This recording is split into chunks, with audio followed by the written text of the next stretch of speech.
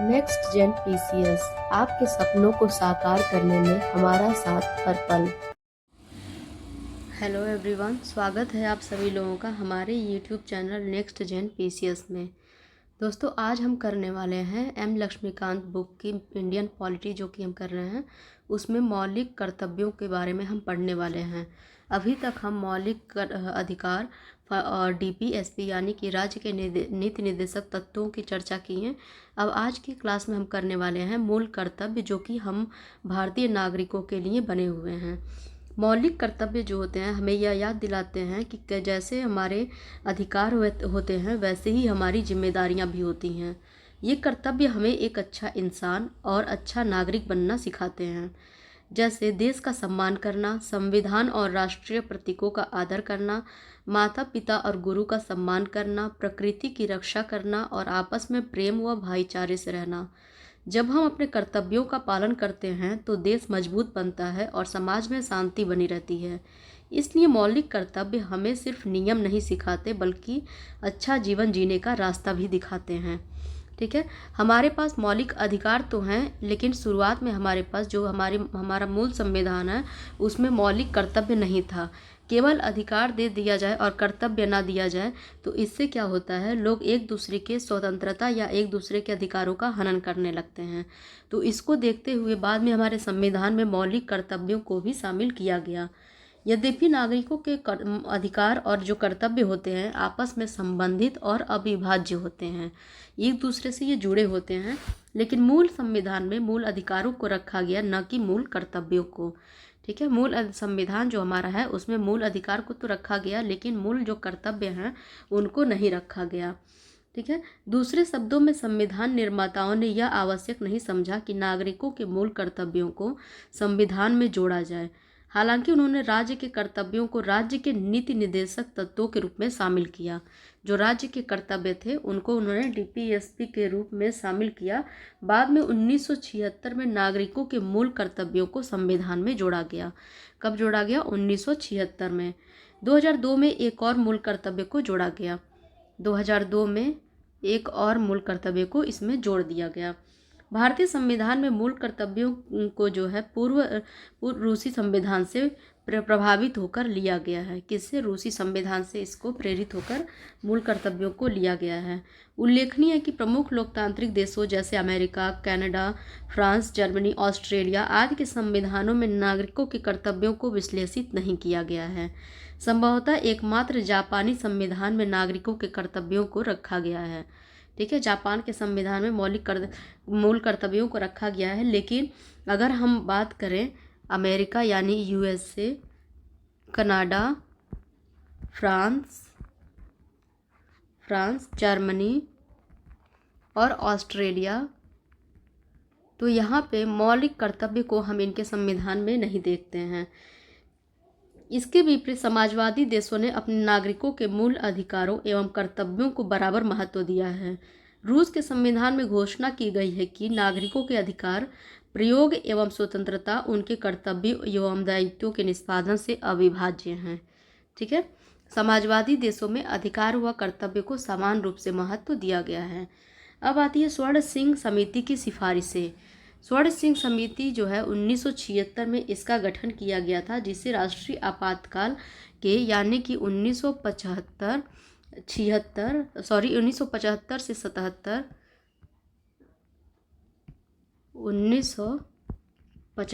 से 77 के दौरान मूल कर्तव्यों, उनकी आवश्यकता आदि के संबंध में संस्तुति इनको देनी थी।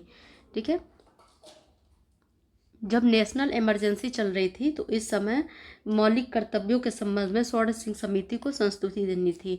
समिति ने सिफारिश की कि संविधान में मूल कर्तव्यों का एक अलग अध्याय होना चाहिए। ठीक है, इसमें बताया कि नागरिकों को अधिकारों के प्रयोग के अलावा अपने कर्तव्यों को निभाना भी आना चाहिए।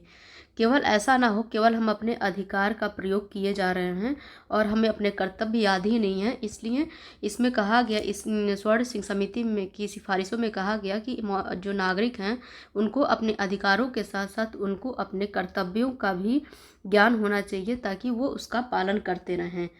केंद्र में कांग्रेस सरकार ने इन सिफारिशों को स्वीकार करते हुए 42वां संविधान संशोधन अधिनियम 1976 में लागू किया। कौन सी सरकार उस समय थी? कांग्रेस सरकार। अक्सर एग्जाम में पूछ लेता है, स्वर्ण सिंह समिति जब लाई गई तो उस समय केंद्र में कौन सी सरकार थी? तो आपको पता होना चाहिए उस समय कांग्रेस सरकार थी और नेशनल इमरजेंसी लगी हुई थी 1975-77 में। उस समय जो नागरिक थे उनके मौलिक कर्तव्यों को याद दिलाने के लिए स्वर्ण सिंह समिति को गठित की गई थी। इसके माध्यम से संविधान में एक नए भाग 4 को जोड़ा गया। किसको जोड़ा गया? 42वां संविधान संशोधन जो है इसके द्वारा 4A यानी 4A को जोड़ा गया और इसमें एक नया अनुच्छेद 51A जोड़ा गया। ठीक है, क्या जोड़ा गया? 51A जोड़ा गया। प्रारंभ में इसमें केवल 10 मूल कर्तव्य थे। ठीक है, सत्तारूढ़ कांग्रेस पार्टी ने घोषणा की कि संविधान में मूल कर्तव्यों को न जोड़ा जाना ऐतिहासिक भूल थी और दावा किया कि जो काम संविधान निर्माता नहीं कर पाए उसे अब किया गया है, ऐसा कांग्रेस का कहना था। यद्यपि स्वर्ण सिंह समिति ने 8 मूल कर्तव्यों को जोड़े जाने का सुझाव दिया था। ठीक है, स्वर्ण सिंह समिति ने कितने कर्तव्यों को जोड़ने के लिए सिफारिश की थी? 8 मौलिक कर्तव्यों को, 8 मौलिक कर्तव्यों को जोड़ने की सुझाव दिया था, लेकिन 42वें संविधान संशोधन अधिनियम द्वारा 10 मूल कर्तव्यों को जोड़ा गया। तो अगर आपसे एग्जाम में पूछे स्वर्ण सिंह समिति ने कितने मौलिक कर्तव्यों की सिफारिश की थी, तो आपको 10 नहीं ऑप्शन में टिक करना है, बल्कि 8 टिक करना है। 8 मौलिक कर्तव्यों की इन्होंने जिक्र किया था, लेकिन 42वां संविधान संशोधन जब हुआ तो उसमें 10 मौलिक कर्तव्यों को जोड़ दिया गया। समिति द्वारा दी गई कुछ सिफारिशों को कांग्रेस पार्टी द्वारा स्वीकार नहीं किया गया और उन्हें संविधान में शामिल नहीं किया गया।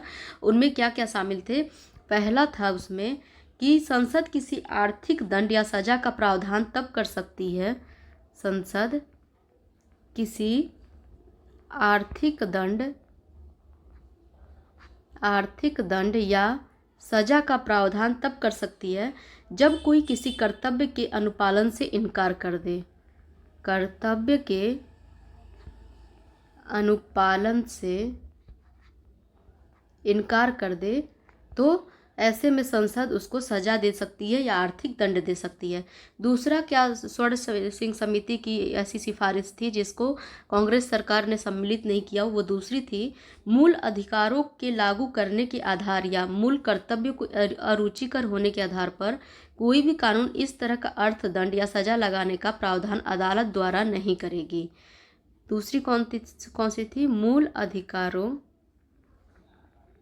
के लागू करने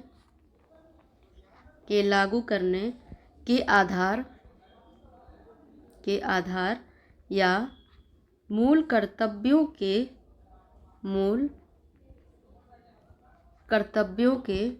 अरुचिकर होने के आधार पर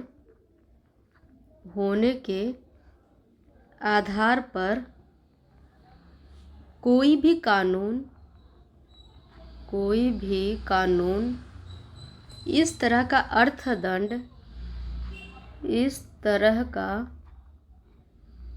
अर्थदंड या सजा लगाने का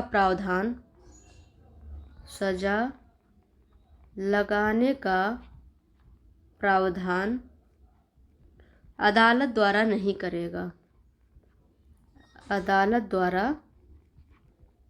नहीं करेगा। और तीसरी थी कर अदायगी भी नागरिकों का मूल कर्तव्य होना चाहिए। स्वर्ण सिंह समिति की सिफारिश थी कि कर अदायगी को भी मौलिक कर्तव्य में शामिल किया जाए, लेकिन नहीं किया गया। केंद्र सरकार ने इसको शामिल नहीं किया। ठीक है, जब 86वां संविधान संशोधन हुआ 2002 में तो 11वां मूल कर्तव्य जोड़ा गया उस समय। ठीक है, 86वें संविधान संशोधन के द्वारा 11वां मूल कर्तव्य जोड़ा गया और टोटल कितने मौलिक कर्तव्य हो गए? 11। कितने टोटल मौलिक कर्तव्य? 11 हो गए। अब इसकी अगर कानूनी स्थिति की बात करें मौलिक कर्तव्यों के, तो ये जो है ये बाध्यकारी नहीं होती हैं। इनके उल्लंघन पर आप सीधे दंड नहीं दे सकते। इनको कानून बनाकर लागू किया जा सकता है और न्यायालय जो होती हैं इनकी व्याख्या करने में सहायक होती हैं। ठीक है। अब मूल कर्तव्यों की अगर सूची की बात करें तो हम देखते हैं आर्टिकल 51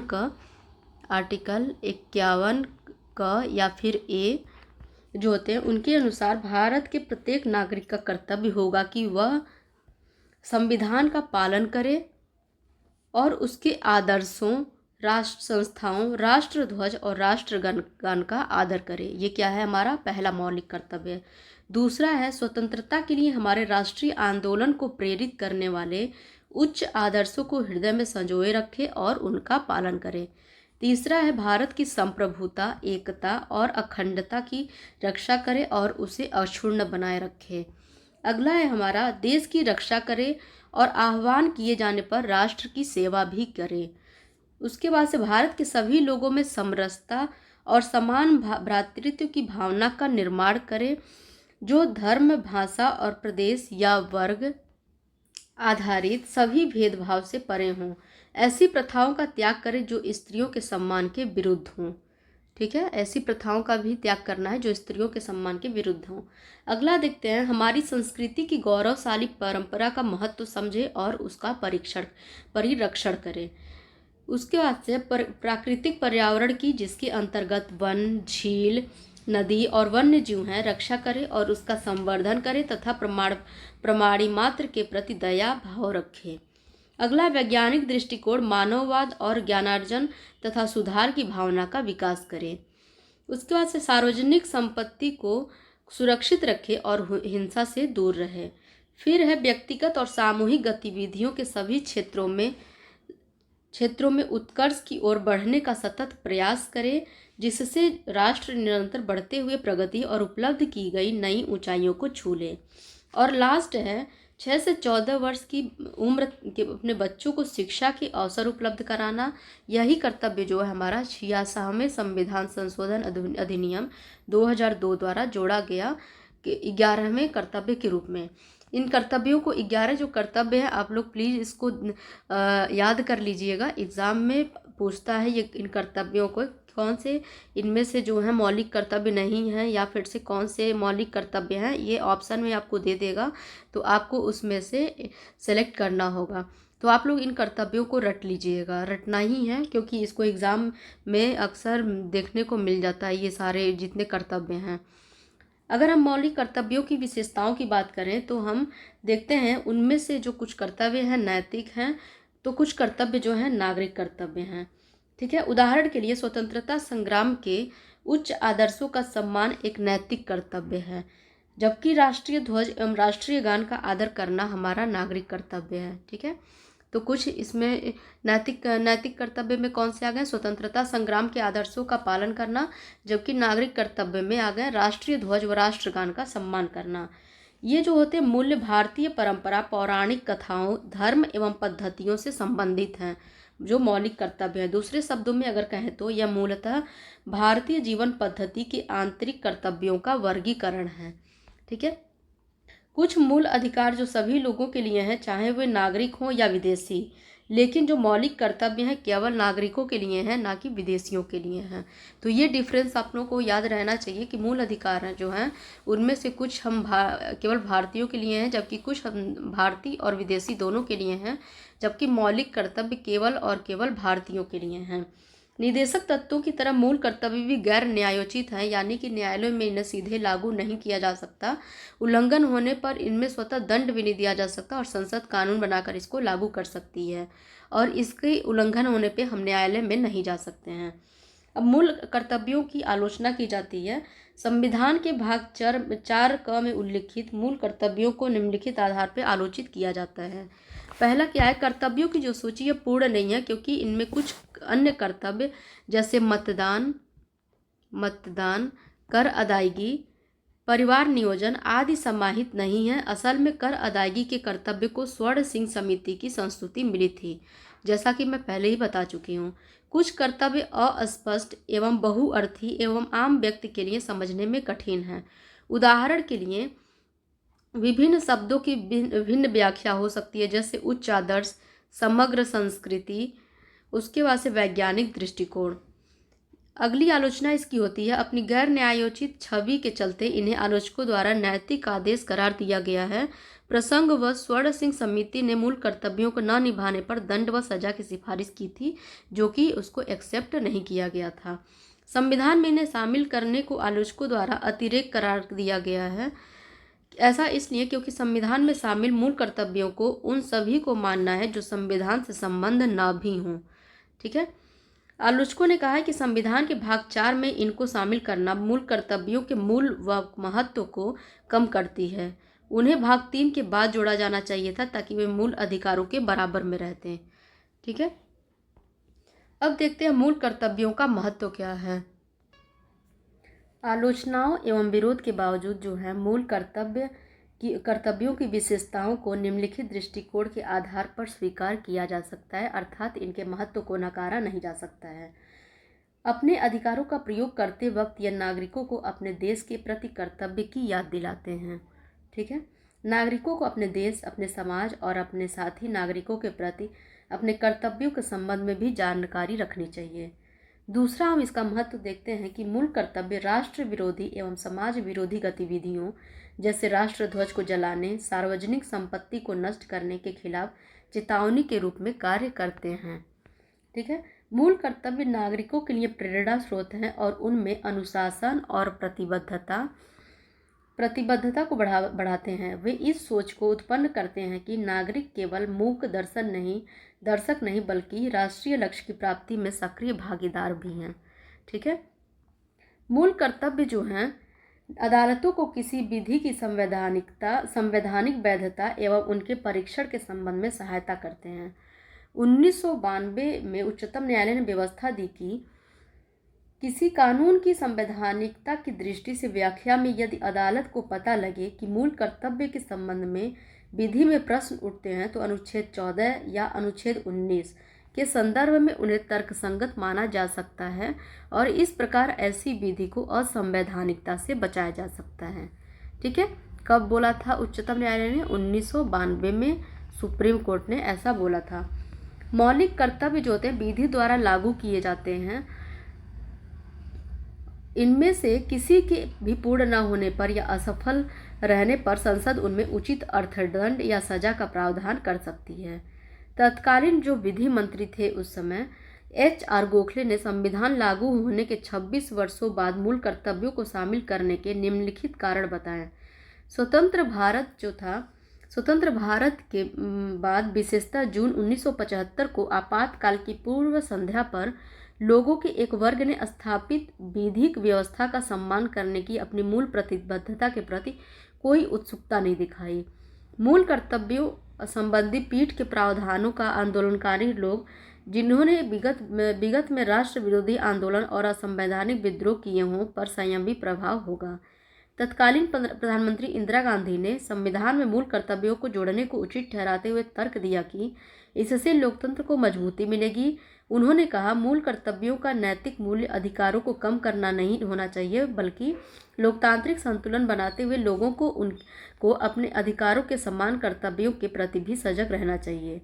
संसद में विपक्ष ने संविधान में कांग्रेस सरकार द्वारा मूल कर्तव्यों को जोड़े जाने का कड़ा विरोध किया। यद्यपि मोरारजी देसाई के नेतृत्व में नई जनता सरकार ने आपातकाल के बाद इन मूल कर्तव्यों को समाप्त नहीं किया। उल्लेखनीय है कि नई सरकार 43वें संशोधन अधिनियम एवं 44वें संशोधन अधिनियम के द्वारा 42वें संशोधन अधिनियम में अनेक परिवर्तन करना चाहती थी। ठीक है। जो नई सरकार थी, यह परिलक्षित करता है कि संविधान में मूल कर्तव्यों को जोड़ा जाना आवश्यक था। यह ज़्यादा स्पष्ट हो गया जब वर्ष 2002 में 86वें संविधान संशोधन के द्वारा एक और मौलिक कर्तव्य को जोड़ दिया गया। अब देखते हैं वर्मा समिति की टिप्पणियाँ। नागरिकों के मूल कर्तव्यों संबंधी वर्मा समिति, जो कि 1999 में गठित की गई थी, तो वर्मा समिति, स्वर्ण सिंह समिति, अगर एग्जाम में पूछे कोई कमेटी का नाम दे दे कि मौलिक कर्तव्यों से जुड़ी समितियों का नाम बताइए, तो आपको याद रहना चाहिए वर्मा समिति और स्वर्ण सिंह समिति। ठीक है।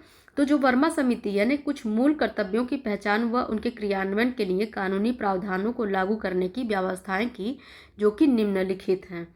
पहला है राष्ट्रीय गौरव अपमान निवारण अधिनियम, जो कि 1971 में आया। ये सारे अधिनियम आपको याद करने पड़ेंगे ईयर वाइज, क्योंकि मैचिंग के लिए ये क्वेश्चंस आते हैं। राष्ट्रीय गौरव अपमान निवारण अधिनियम, यह भारत के संविधान, राष्ट्रीय ध्वज और राष्ट्रगान के अनादर का निवारण करता है। किसका किसका? संविधान, संविधान, राष्ट्रीय ध्वज और राष्ट्रीय गान, इसका कोई अगर अनादर कर रहा है तो उसका निवारण करता है। दूसरा हम देखते हैं कि बहुत से आपराधिक कानून लोगों के मध्य भाषा, मूल वंश, जन्म स्थान, धर्म आदि के आधार पर विभेद फैलाने वालों को दंड देने की व्यवस्था करते हैं। सिविल अधिकार संरक्षण अधिनियम 1955 जाति एवं धर्म से संबंधित अपराधों पर दंड की व्यवस्था करता है। किससे? जाति एवं धर्म, इससे संबंधित अगर कोई अपराध है तो नागरिक अधिकार संरक्षण अधिनियम 1955 उनको दंड देने का प्रावधान करता है। भारतीय दंड संहिता आईपीसी घोषणा करती है कि राष्ट्रीय अखंडता के लिए पूर्वग्रह से ग्रस्त अभ्यारोपण और अभिकथन जो होता है दंडात्मक अपराध होगा। विधि वित्त क्रियाकलाप अधिनियम 1976 किसी सांप्रदायिक संगठन को गैर कानूनी घोषित करने की व्यवस्था करता है। ठीक है, सांप्रदायिक संगठन को गैर कानूनी घोषित करने की व्यवस्था करता है।